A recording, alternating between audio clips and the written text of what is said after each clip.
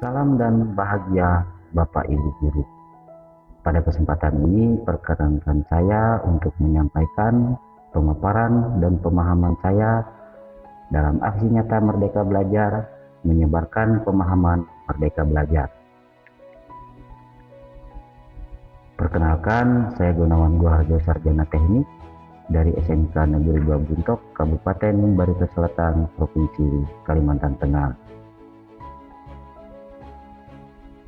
Pada aksi nyata topik 1 Merdeka Belajar kali ini, pemahaman-pemahaman yang akan menjadi dasar saya dalam menyampaikan pemahaman Merdeka Belajar hari ini adalah pemahaman gagasan dan prinsip pendidikan berdasarkan pemikiran Ki Hajar Dewantara. Yang kedua, pemahaman untuk memfasilitasi murid agar tumbuh sesuai dengan kodratnya. Dan yang ketiga, penerapan pembelajaran yang memerdekakan murid.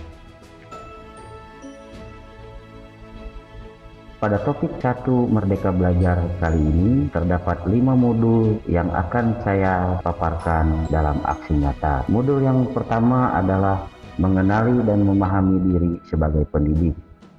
Modul yang kedua, mendidik dan mengajar. Modul yang ketiga, mendampingi murid dengan utuh dan menyeluruh. Modul yang keempat, mendidik dan melatih kecerdasan budi pekerti. Dan yang modul yang kelima adalah pendidikan yang mengantarkan keselamatan dan kebahagiaan.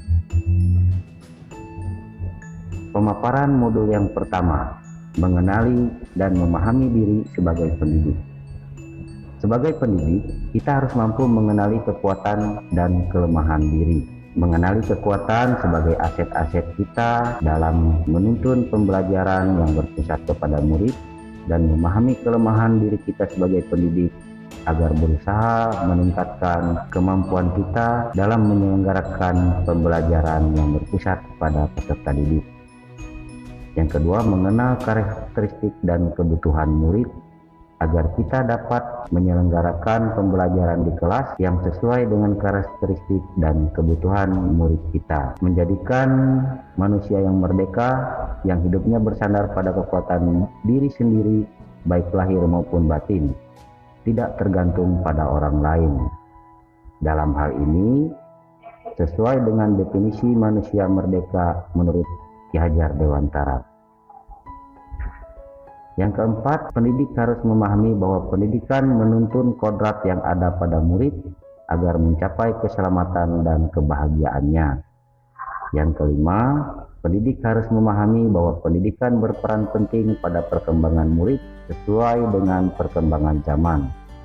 Yang keenam, pendidik harus memahami bahwa mendidik anak sama dengan mendidik rakyat.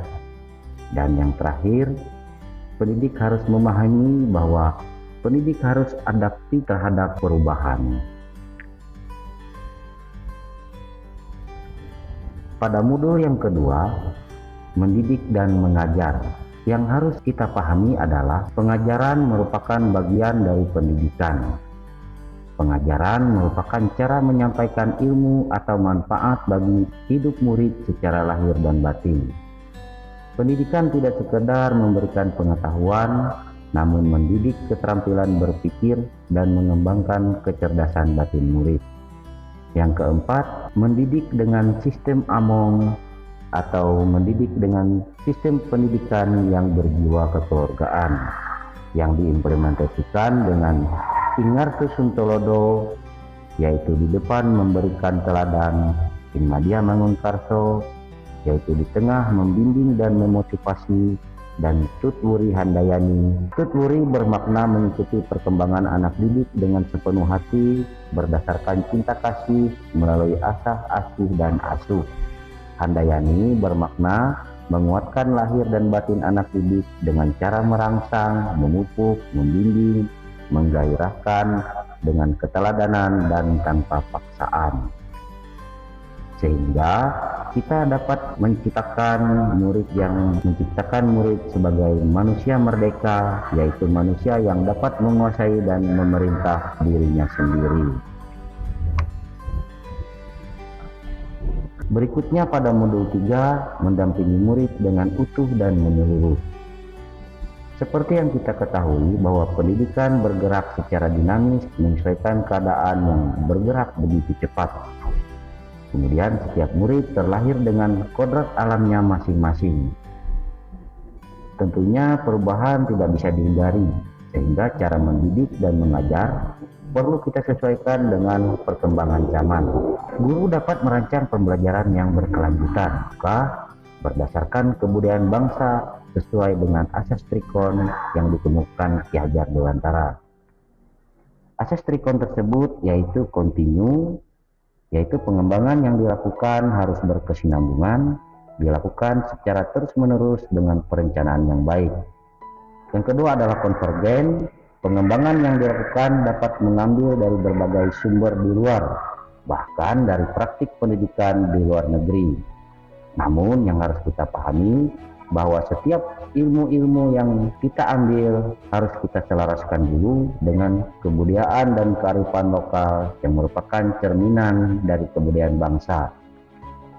Yang terakhir adalah konsentris, yaitu pengembangan pendidikan yang dilakukan harus tetap berdasarkan kepribadian kita sendiri atau kepribadian bangsa kita. Modul yang keempat yaitu mendidik dan melatih kecerdasan budi pekerti. Budi pekerti dapat diartikan sebagai hasil bersatunya gerak pikiran, perasaan, dan kehendak sehingga dapat menimbulkan suatu tenaga atau karsa. Budi pekerti juga merupakan perpaduan cipta, rasa, dan karsa. Budi pekerti peserta didik tidak hanya dibentuk di lingkungan sekolah saja, namun yang harus kita pahami bahwa budi pekerti juga terbentuk dari lingkungan keluarga dan masyarakat. Yang harus kita pahami bahwa kodrat anak diibaratkan kertas yang sudah terisi penuh, yang berisi berbagai macam coretan dan lukisan yang masih samar. Sehingga tugas kita sebagai pendidik adalah menebalkan dan memperjelas arti coretan dan tulisan tersebut. Modul yang kelima yaitu pendidikan yang menghantarkan keselamatan dan kebahagiaan. Sebagai seorang guru tidak hanya mengajarkan ilmu pengetahuan saja, tetapi harus mampu membimbing dan memantau murid untuk mencapai pemahaman yang bermakna. Yang harus kita pahami bahwa perspektif guru tidak selalu sama dengan perspektif murid. Dan yang terakhir yang harus kita pahami adalah fungsi pendidikan adalah menghantarkan murid agar siap hidup dan mampu mengisi zamannya. Bapak Ibu yang bahagia, setelah menyimak pemaparan tadi, saya mohon Bapak Ibu dapat memberikan umpan balik yang sudah saya tautkan pada link berikut kolom deskripsi dengan pertanyaan. Sebelum pemaparan ini, saya berpikir bahwa kemudian setelah pemaparan ini ternyata, dan yang terakhir, langkah kecil yang akan saya lakukan setelah ini.